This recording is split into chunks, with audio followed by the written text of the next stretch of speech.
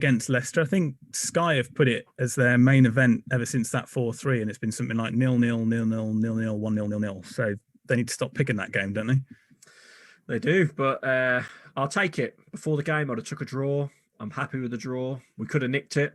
I'm thinking of Neves' chance early on, Traore's when they blocked it, and obviously the big one, Fabio Silva's, which was a good save, but he probably should have scored it. But we played well. We had the news of Bolly being out, which I was worried about. Johnny coming in was great news, although he did go off at half time. And I'm really happy with the result and the performance. A bit more positivity. Hopefully, we can be a bit more consistent now with these sort of performances. But still, I do want to see us improve in front of goal. Bayliss, like Harry said there, no Bolly, but does no Bolly outweigh a Johnny? I don't think it does, but watching Johnny come back into the team, it was. Well, you need a Willie if you're going to have a Johnny. It was remarkable. You're very right, and I think the combination of a Willie with a Johnny is just exemplary, kids. It's what you got to do. That sounded wrong. Jesus, I'm going to jail. No, I thought Johnny coming back was absolutely brilliant. Like a breath of fresh air. Absolutely outstanding. Shame he only managed a half, but it sounds like that was preemptive, and Nuno meant that, which is good. He hasn't got another niggle. I just thought he was great. We just looked really safe on that side of the pitch.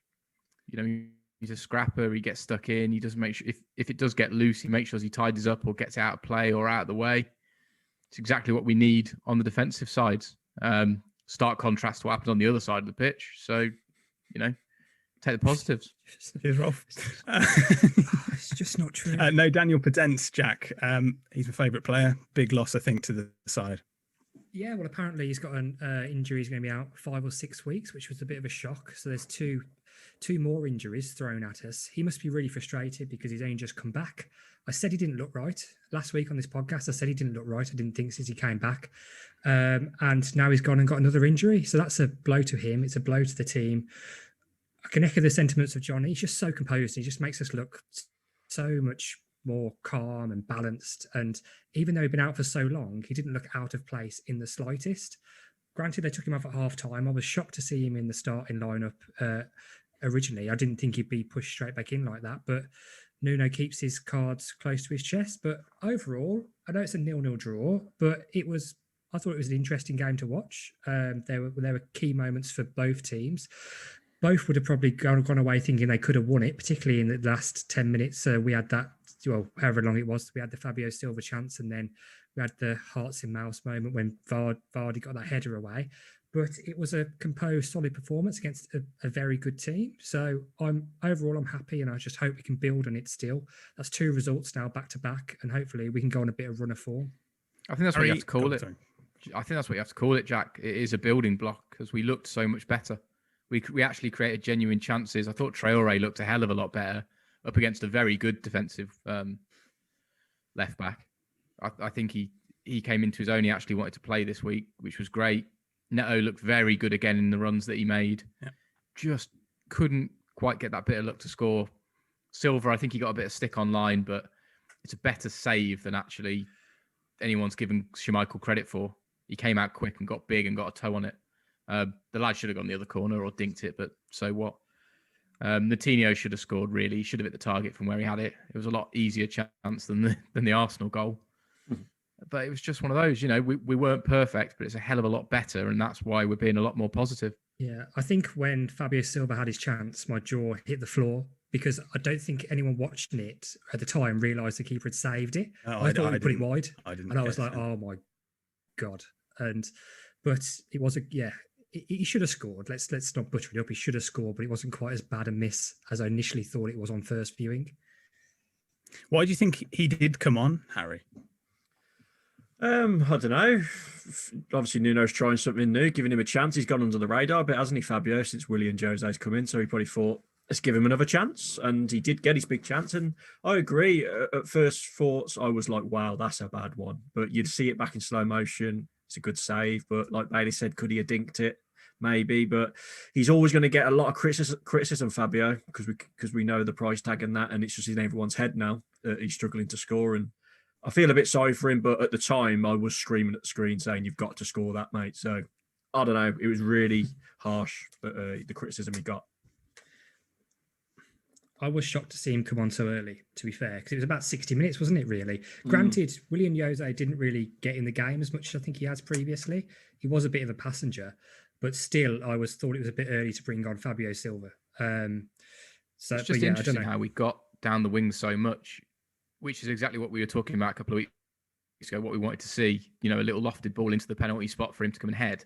And it never really materialised. I don't know whether that's bad positioning by him or wasn't final ball, because I thought the final balls were actually pretty good. Traore should have slotted his. And again, that was a very good block by, it's the same lad, wasn't it? The left back. Justin. Yeah. Yeah, good player. Yeah. Good players. So, Harry, it was the first time in quite a long time that we were seeing opposition players taking yellow cards when they were up against Traore. They were literally, the only way they could stop them was to foul him. And a lot of it was cynical, and I just thought it's just so poor that you only get a free kick from what is potentially going to be a goal-scoring opportunity, even though technically it isn't. Yeah, well, it was good to see Traore back to the way he can be, and obviously getting people booked all the time, because that's the only way you can stop him. I thought him and Semedo struggled a bit combining down the right. That's the only negative. But the way he got in that position for the Neto's run, by the way, was unbelievable down that left, and he took on a load of players, put it in, and it was just weird to see Traore on the penalty spot in the middle of the box on his own. Great position for him to get in, because as we know, he don't really get in great positions to score, but good block, as we mentioned, and great from Traore. Yeah, getting all them players booked again. That's Traore at his best. Harry, I thought Traore actually had one of the best games he's had for a while in a Wolves shirt, but sadly his double act with Semedo is one of the worst pairings since Fred and Rose West. It is unbelievable how they don't get each other. They just don't, unfortunately, do they? I think Fred and Rose West got each other and they understood each other. Yeah, they were definitely on the same wavelength. Yeah, they were. Yeah. If anything, it's the opposite of Fred and Rose West. It's like Fred West and John West. More like that. And can of tuna and of a knife. Although that works. Yeah, we need. I'll talk about Semedo, because it's so divisive now, isn't it? And Harry, I think you mentioned it before, is that you have half of the fans saying he's brilliant, he's improving week on week, can't put a foot wrong, and you got the other half saying that he's not fit enough to lace Jackie McNamara's boots or something. He's just not very high regarded. There's nobody really in the middle ground. It's weird, because after the game, that was the main narrative that come out of it, apart from the Fabio Silva chants. It was half the fans crying about how bad Semedo was, and half of them sticking up for him, and I agree. I lean more to sticking up for him. Obviously, Bayliss has been a heavy critic. Dan, what would you from the beginning? To be honest, I've come in for personal criticism this week on how I give him a hard time, but I'm open to praise him when he does good things. But they're so few and in between, and the bad things are so regular that I can only comment on what I see. And unfortunately, he did have a stinker. Luckily, he didn't get completely caught out. There wasn't a goal from it. I think he actually got forward a little bit better. He got hold of the ball a couple of times, went on a run, and did make a couple of decent passes. So overall, I can't moan about him too much, but there were a few things where you think, Jesus, mate, that's bad. We commented in our WhatsApp group, didn't we? What was the one thing? He booted one at Dendoncker from about 3 yards. And then what did he do? Oh, he went to play a ball over the top, a little dink, and put it 3/4 of the way up the South Bank. See, it's just weird. It just shows how divisive it is. The one that you're thinking of is the one where he tried to play Traore in and just booted it straight out of play, along the line, straight out of play, which was funny but poor at the same time. But that's how it just splits opinion so much, because what you just said then, Dan, is you liked him going forward, but not defensively. And makes a difference the other round. Yeah. I think let's be honest, he kept Harvey Barnes. He's been one of the form players in the league this season, relatively quiet.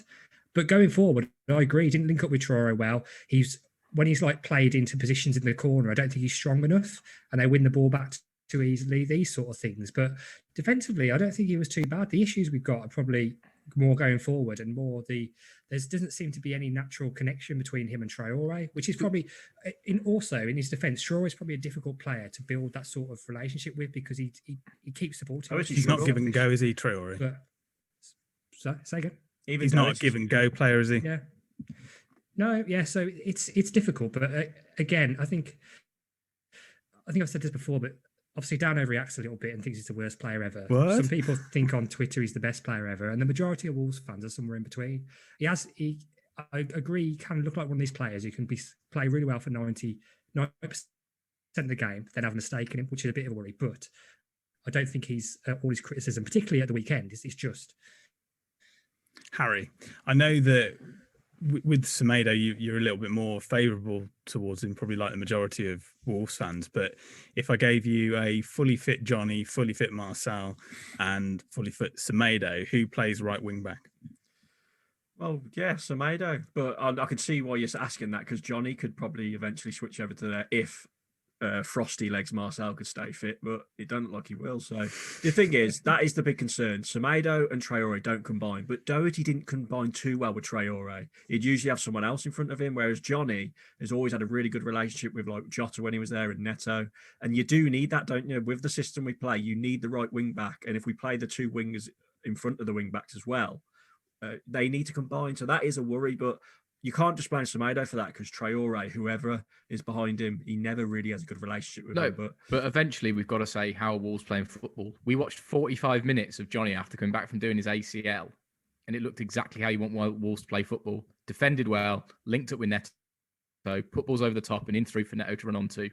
It was exactly how Wolves he knows the play system, football, though, doesn't he? Down one side of the pitch for 45 minutes. It was great. Yeah, we didn't score. Fair enough. First game back. But God, if you had two Johnnies, you'd be brilliant. Overprotected, but brilliant.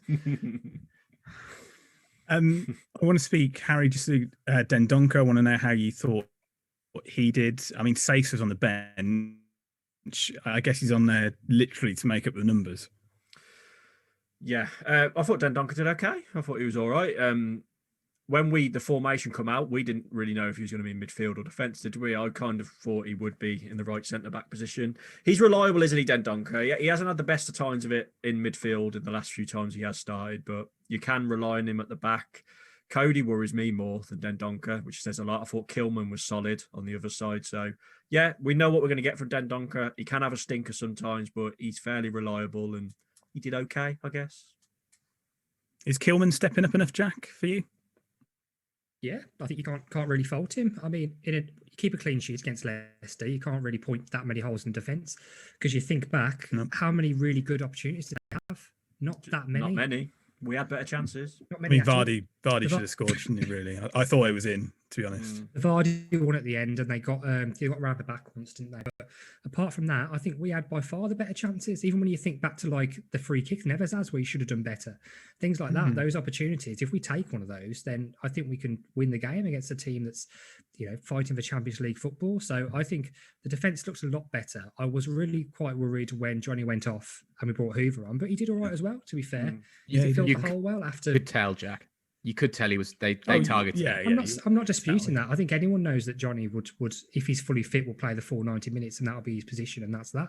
But even though I was worried when the change came, I think he did all right, Hoover. So I was very happy with the performance. I was worried that we were going to go back to old ways and just fall apart. And overall, it was a 0-0, but a 0-0 that I'm really happy with. Any of you think there should have been a red card? Did you see Johnny's? I was just about to say, do you think there should? 100%. No, it was nasty. That definitely a red to me. I thought it was a red. Straight down the front of his leg. God, that could have done all sorts of things. No VAR check either. Just proves how much of a fast VAR is. The ref was also stood 3 yards away looking at it. I don't think it was, though, because I think it's another classic case of it was definitely a booking. It was high, it was late, it's gone down, it scraped his leg. But you're slowing stuff down in slow motion, it looks worse. But the referee was right there in front of it. We didn't think it was particularly bad at the time. We thought it was probably a yellow card because he was late. But then when we slowed it down, we're suddenly looking to, is it going to be a red card? And I just know there's been too much of that in the last week where you're slowing stuff down and then giving red cards for nothing. I mean, look at the West Ham game when that was a joke. I know it's a completely different sort of incident, but so my initial thought was, no, it's not a red card. Yes, it is a foul and a yellow card, and I stand by that. Because the two red cards were overturned, weren't they, in the end, Harry? Was it the Southampton one and then also the Souček one? Yeah, VAR is not working then, is it? Exactly. Yeah.